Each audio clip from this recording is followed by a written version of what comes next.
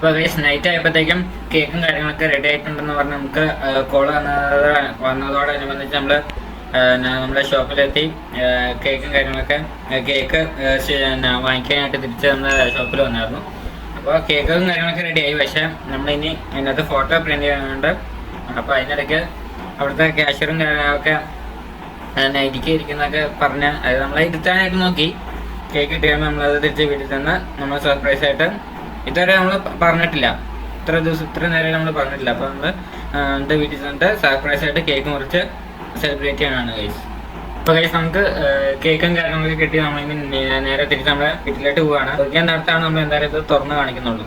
Guys അല്പസമയത്തിന് ശേഷം നമ്മുടെ വീട്ടിലെത്തിയിരിക്കുകയാണ്. അപ്പോൾ വീട്ടിലെത്തിയിട്ട് കേക്കിന്റെ ബോക്സും കാര്യങ്ങളും തുറന്നപ്പോഴത്തേക്ക് നമ്മുടെ ചെറിയൊരു പുഞ്ചിരി ഉണ്ടായി. അവർ കണ്ടപ്പോൾ തന്നെ മനസ്സിലായി എന്തായാലും സർപ്രൈസ് ആയിട്ട് ഇങ്ങനെ ഒരു കേക്ക് മുറിച്ചത്. അവരുടെ ഈ കേക്ക് 1 കിലോയോടുകൂടി ഇന്നത്തെ ഈ ഷോർട്സ് ഇവിടെ അവസാനിക്കുകയാണ്. ഈ വീഡിയോ ഇഷ്ടപ്പെട്ടാൽ ലൈക്ക് ചെയ്യുക. അതുപോലെ ചാനൽ സബ്സ്ക്രൈബ് ചെയ്യാത്തവരായിട്ടുണ്ടെങ്കിൽ ഇപ്പൊ തന്നെ ചാനൽ സബ്സ്ക്രൈബ് ചെയ്യാനും മറക്കരുത്.